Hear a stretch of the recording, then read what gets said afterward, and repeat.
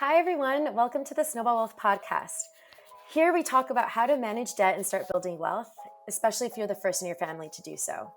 My name is Tanya Menendez, and on today's podcast, we'll be covering money trauma with Dr. Lisette Sanchez, a bilingual licensed psychologist and coach. I've known Lisette for many years, and she's also the founder of Calithia Wellness, a virtual practice providing individual therapy and coaching services. Dr. Lisette grew up in the San Fernando Valley with immigrant parents from El Salvador and Mexico. She's the first in her family to finish high school and pursue higher education. And she is on a mission to destigmatize mental health, especially for first-generation professionals. Welcome to the podcast, Lisette. Hi, Tanya. I'm so happy to be here, and I'm happy to talk about this really important topic today. Yes, money trauma is one of those things that we just don't talk about enough. And sometimes you don't even realize you have money trauma until you're in it, right? And so you're like, oh, shoot. So I'm so excited to unpack this super important topic. But I actually want to start with you.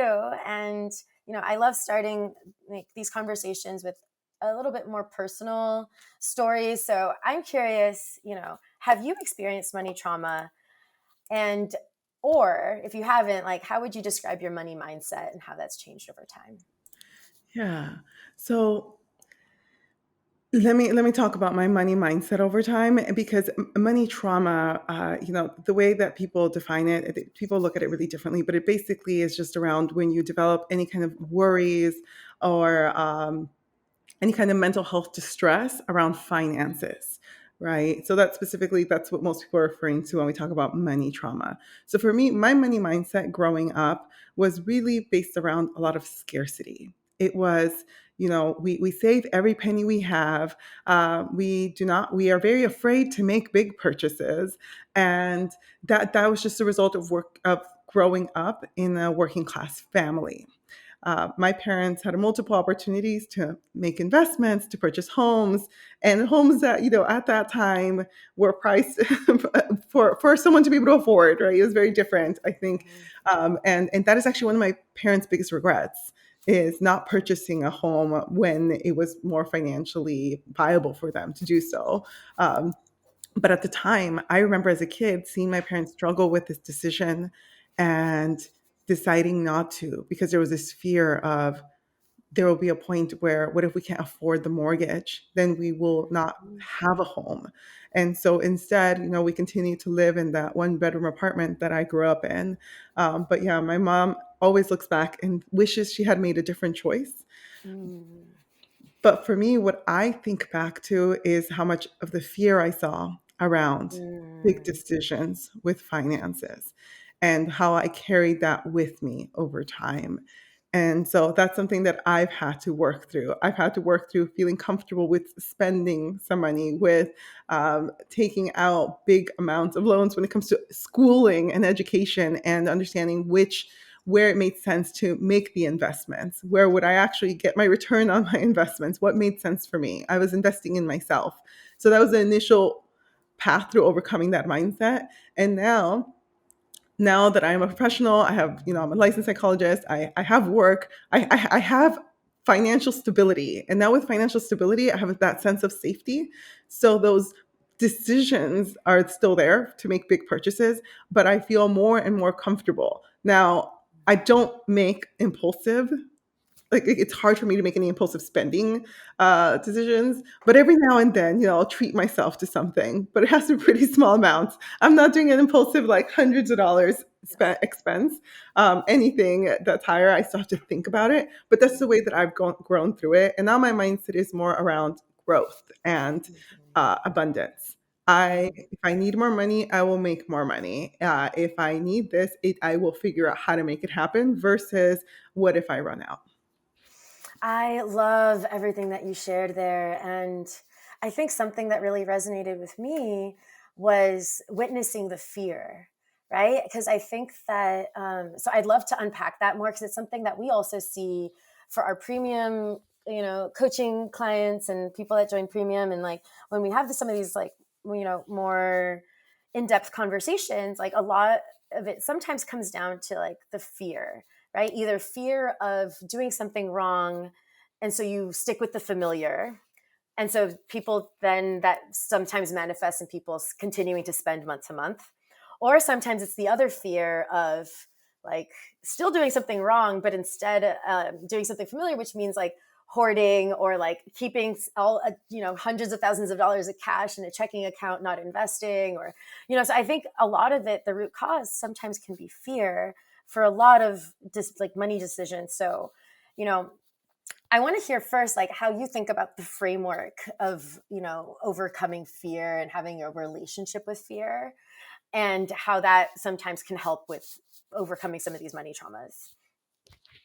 Yeah, no, fear is real, and honestly, it's one of the biggest, I guess, factors that informs the anxiety that people experience around their finances. Uh, I don't know about you, Tanya, and if this happened with you, but I know that when I was still a student and when, I was still in that scarcity mindset, I was terrified of checking my bank account. I just did not like looking at it. It would stress me out looking at it and having to think about, oh, I can't afford this. I can't do this. I can't do it. It felt like it was so limiting in many ways. Or, that dreaded message of, did I overdraft my account? And not because and what's hard is that I've always tried to be really responsible with my finances. And so I share this, that even as someone who works really hard to be responsible, is not necessarily making these really big purchases, was still terrified of looking at my account every so often. That is Um, such a common experience where like sometimes people, it's just like this anxiety in your head and you just don't, almost like to the point where you don't even want to check, right? It's easier to ignore it and to say like, oh, that's a problem for maybe future me. But then, future me eventually comes. So that's when, you have to, begin doing something different. What is your advice? And I'm excited to hear, because I think that what I've noticed is that different ways that we describe things and like overcome things will resonate with different people. So sometimes someone has to hear three different strategies on like how to overcome fear to like pick the one that resonates with them. So I'm curious to hear just a few of the like ways that you would advise or recommend that someone like tries to start to face this. Yeah, so what I'm going to talk about is essentially known as exposure therapy. So I think for the most part, that's in most people have heard of something like that in some capacity. So the more we are afraid of something, and the fear is fueled by the unknowns. And so the more of the curtain that you pull back, the more clarity that you develop, actually the less scary it becomes, basically the less power the fear has over you. So when it comes to, for example, this fear of checking your bank account, and I share this because again, it was common for me, common for a lot of the clients who I work with. Most of the examples that I give, they're not just my examples, they're also examples from people who I've encountered in this type of work when we're overcoming money or trauma or money anxiety. And so it is that exposure. It's okay, what is it that triggers my fear the most? How do I take baby steps towards becoming more comfortable with doing that? So if what triggers you the most is looking at your bank account, then starting to develop this habit of setting maybe a reminder to look at your account. And maybe you see the reminder and you're like, I'm not ready. But that's step one. You have this reminder to help you get started on that exposure to overcoming that fear and eventually developing a habit. Now, I don't think the habit needs to be that you're checking your account every single day or multiple times a day. It really depends on what works for you, but it is about reducing the fear around it. So one strategy is basically to do more of the things that scare you, especially when it's something that, let's be honest, logging into my online banking account takes less than a minute. It's less than a minute for me to just look at it. I don't have to do anything with it, right? Um, and so it's just having that awareness. Knowledge is power, especially when it comes to finances. You don't know what you can do about it if you don't know where you're at with it, right? What should you actually be afraid of? So strategy one, you said three strategies. I'm gonna try to come up with three, but I definitely have two that I can think of top of mind. So the second one, or my second strategy, is to recognize what is it that you're doing maybe too much of. And with this is you notice maybe you're constantly ruminating about something. and how do you then begin to do a little bit less of it?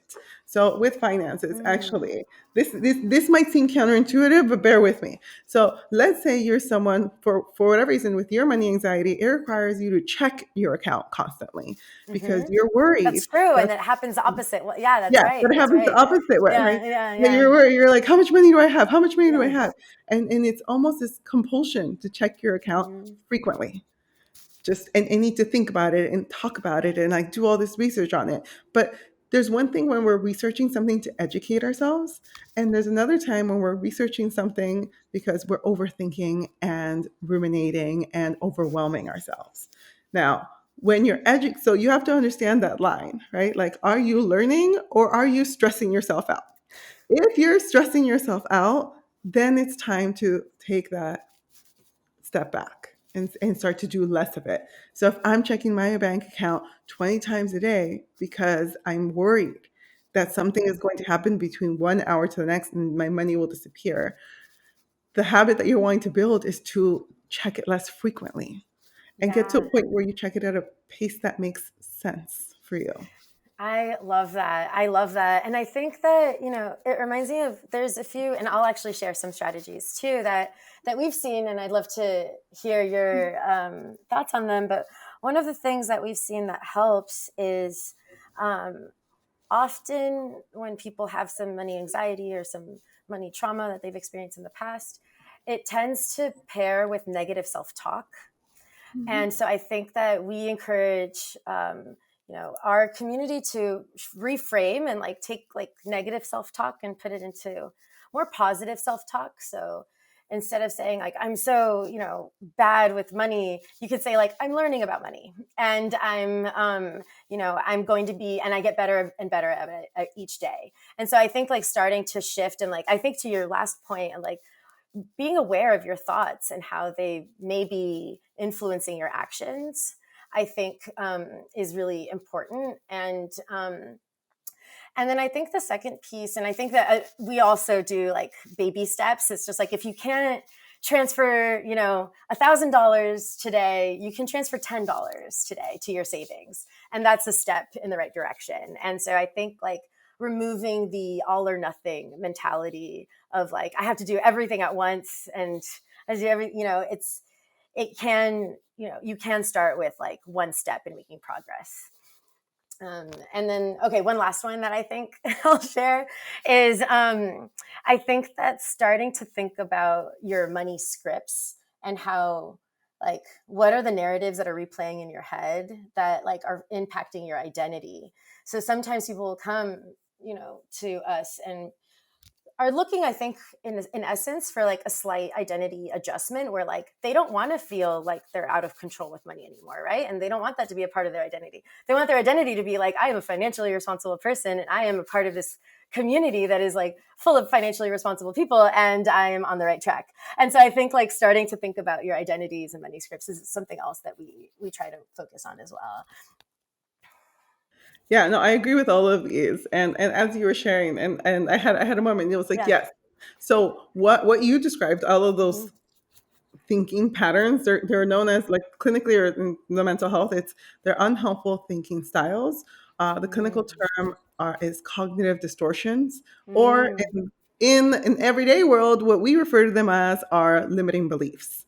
But Mm-hmm. I won't go through all of them because there's so many, and the examples you gave are perfect for what we're discussing today. Yeah. But for those of the folks who may be listening or are watching this later, if you search unhelpful thinking styles or cognitive distortions, you will come up with a list of common. And so something that will come up is something like what Tanya mentioned, is this all or nothing thinking, or maybe a bit of catastrophizing. And so if any of these sound like something you've experienced, I encourage you to look it up a little bit so that you can think about which are the money thinking patterns that you engage in that cause you distress.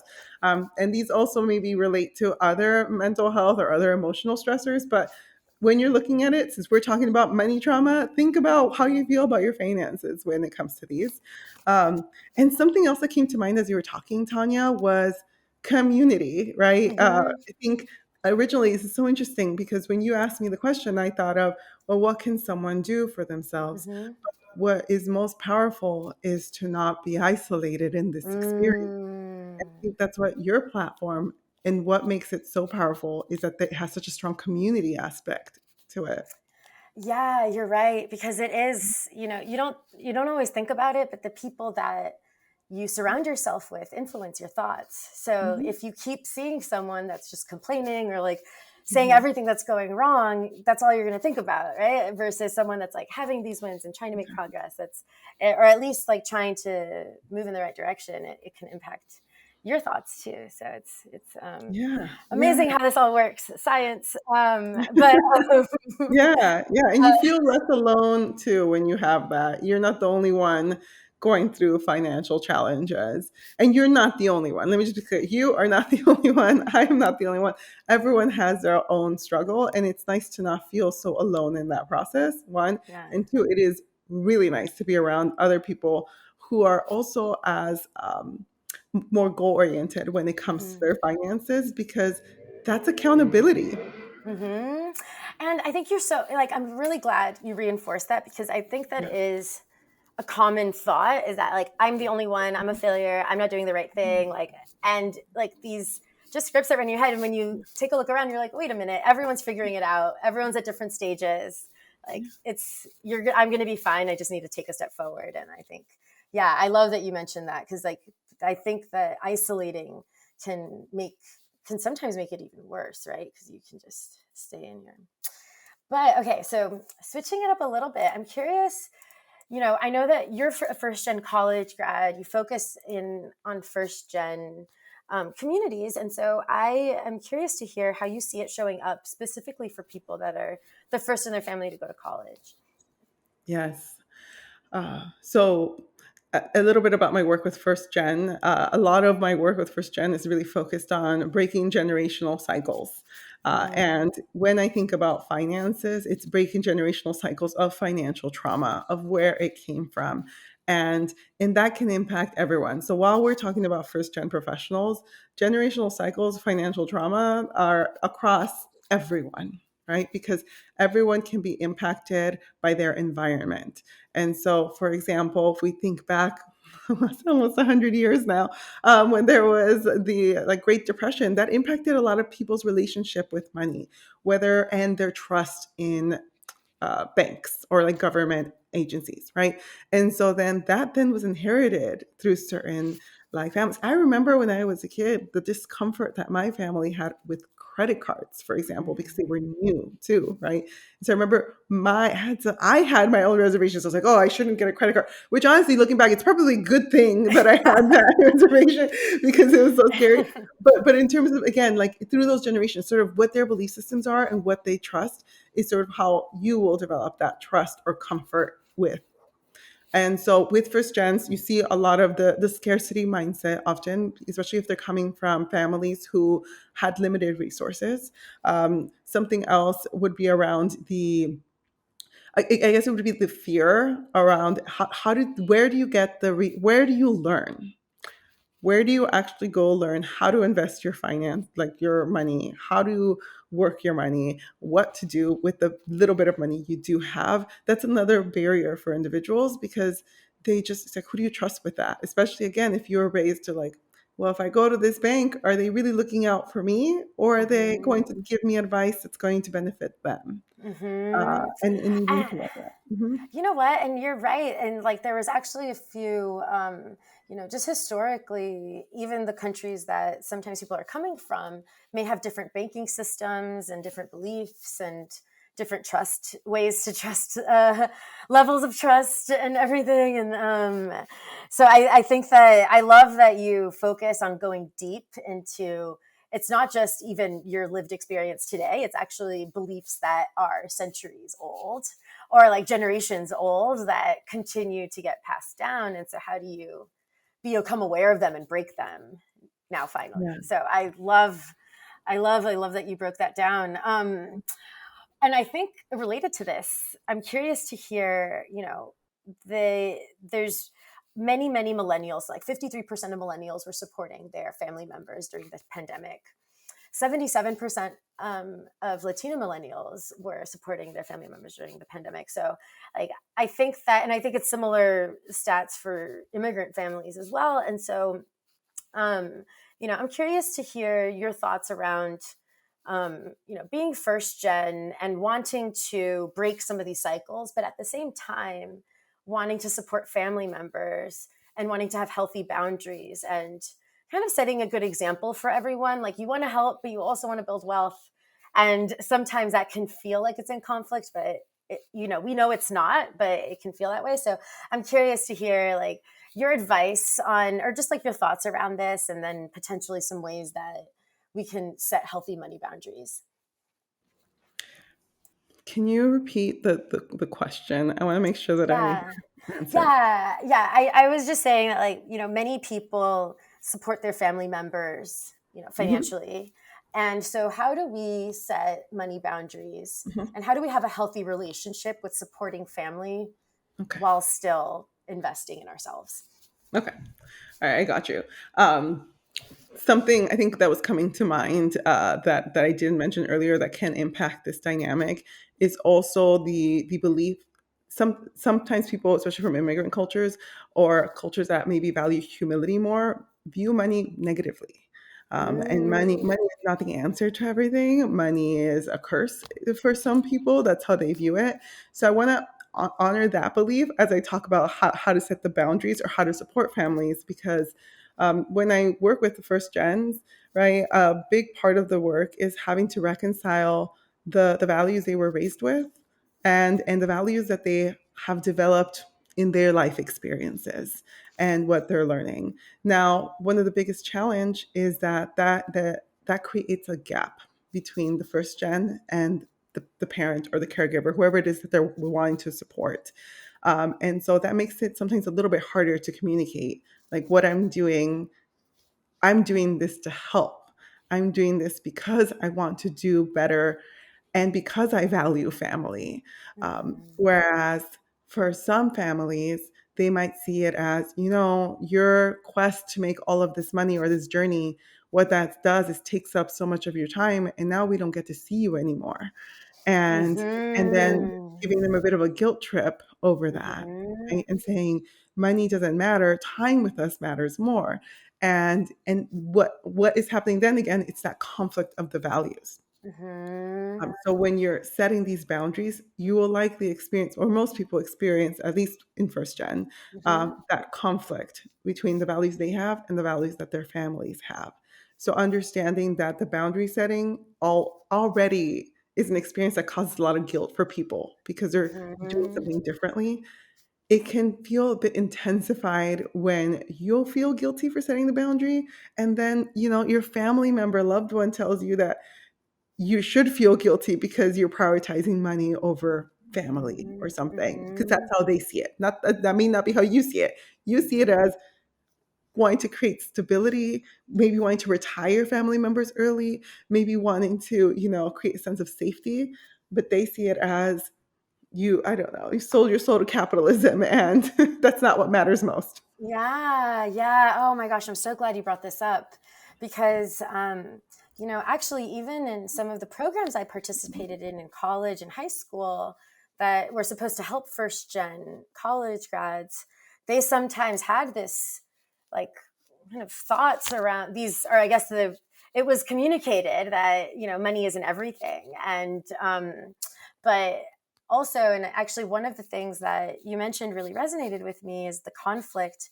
And I remember the first time I had that conflict with my parents in terms of values was when I got into UC San Diego, where we met. And but they wanted me to stay local, and they wanted me to stay, close by, and that was important to them, and that, they didn't want me to leave home. But I had to make that decision for me, right? Of like, okay, I want to go to this university because of XYZ, and I'm going to make this decision. But it's scary, because, you are going against what your family values are, and like the human primal aspects of not having, like, are they going to, disown me if I do this? Are they going to be upset with me? Am I going to have a bad relationship with them if I go, even though that's what I want to do? And so, like, that, I remember that first moment that I had that, and there were a few others after that, because it gets easier, to understand what you need versus what they need. But yeah, I'm really curious to hear, like, how some ways to navigate those conversations and just how you think through it. Yeah, yeah, and thank you for sharing that story, because I think that that resonates so much, because that was similar to me. It literally the same thing. It's, but you're not gonna live at home and do it. You're gonna go somewhere, and and having to make that Yeah. decision. It's a tough decision, right? And some people were able, for different reasons, to move out and to like leave, and other people had to make a different choice because of different obligations, right?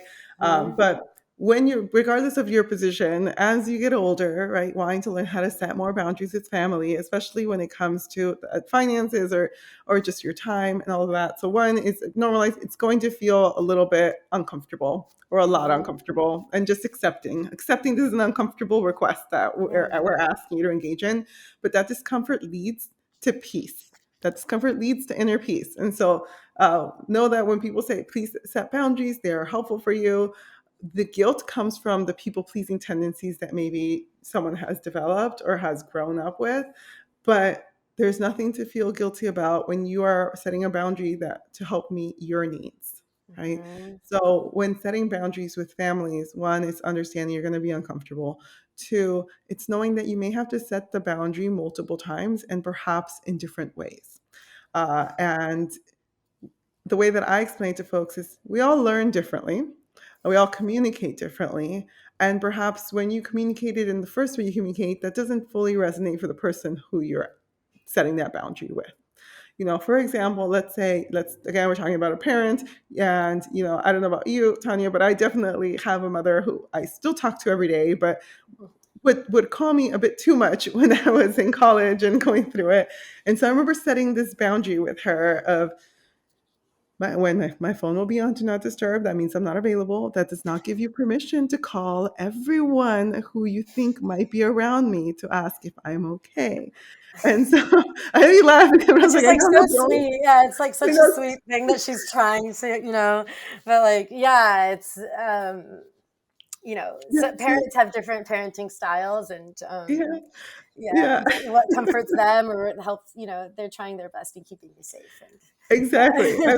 So I know that's where it's coming from. You're Yeah. worried. I get it, but I'm also okay. And so needing to learn how to set that boundary. Mhm. Uh, but it was hard. It was hard initially because she did do the thing where she would call other people to be like, "Is my Yeah. dad okay?" It's like, Yeah. Mom, you can't do that.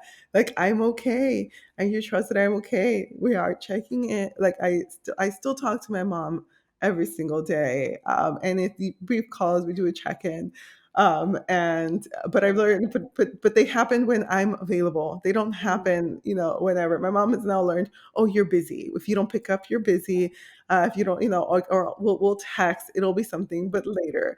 But that works for me. I'm okay with that. Now, other people may say, no, I don't want to message this person every single day. I want more stricter boundaries, and you set that, right? So Mhm. again, this works for me. I'm okay with it. I like my daily check-ins. I'm happy with them.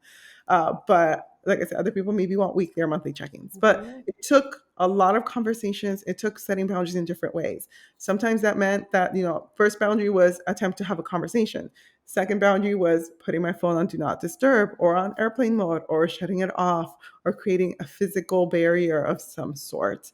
Then I try to also then explain to them, like, the reason that I need this time is because I'm working, because I try to remind myself, you know, being first gen means my family doesn't fully understand what I do in my day to day, Mhm. and they don't know what it means for me when I can be interrupted or not, et cetera, et cetera. Mhm. And so in educating them with that, and so you can set the boundary Mhm. by having the conversation. You can set a boundary by having a physical type of boundary.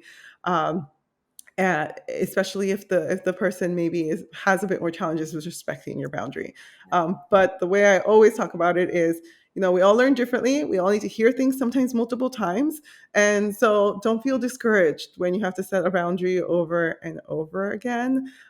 It's part of the process as the other person is learning. Um, There is a fine line, though. There's a point where you start to feel like, oh, this person does not respect me. Now, that's a different type Mhm. of boundary and conversation that we set.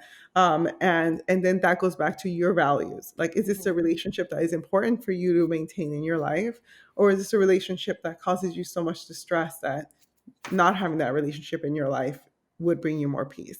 That's a really Mhm. difficult decision. I can't give any quick tips on how to make Yeah. that decision, but noticing that the type of boundaries I'm talking about are with people who, you want to make it work and you want to keep them in your life. But I Mhm. understand that there are sometimes people who are in our lives, whether or not we're related to them, who just do not actually are not fulfilling relationships, and sometimes stepping away from those is the boundary you need to set. I love that. And, going into, I know we just have a few minutes left, but I wanted to make sure that we talked about how I know something that comes up often in our community is like past money mistakes that keep kind of replaying for people sometimes in their head. And so how do you, what are your tips on forgiving past money mistakes? Oh, forgiving past money mistakes. You know, what I tell people when we look back at anything that we've done, right? You look back at something and you're like, oh, I can't believe I did that. You like cringe a little bit. Uh, that I refer to as a growing pain. It's a growing pain because the reason you have that reaction is because you are no longer the same person you were who made that decision at that Mhm. time, right? So in that, to approach that, it's important to approach it with a lot of compassion and looking back and thinking, you know, I was doing the best I could with the information I had at the time. I did what I knew, and now I know more, and I'm realizing that that was maybe not the best choice, right? If we're thinking about a mistake, maybe you knew it was a mistake pretty quickly after that, but in the moment that you made the decision, right, you made the decision, and then you have, the debt to pay off, or whatever comes after the fact. But step one is, for forgiving yourself, you have to have a lot of compassion and understand that the person who made that decision felt that that was their only choice. No, Mhm. most of the time felt that was their only Mhm. choice, for whatever, however you rationalize it. And the person who you are now is working on, recovering from the mistake that they made. But we all make mistakes. It's normal to make mistakes. This is how we learn. Some mistakes take longer than others to come back from, but for the most part, again, I know there's unique situations that can get very challenging, but for the most part, there are mistakes that you can recover from. Mhm. And so forgiving yourself is having compassion and then focusing on what is in your control moving forward now, right? If it was a big debt that you like have now, then what are ways that you can begin to pay that off? That may mean additional sacrifices in the moment for you. Maybe that means you don't eat out and you cook all your meals at home. Honestly, that's healthier for you. So it's also a health conscious choice. But you're cooking at home, you're doing Yeah. that. Yeah, yeah. but Well, I love your simple framework on that, honestly, because I think, yeah.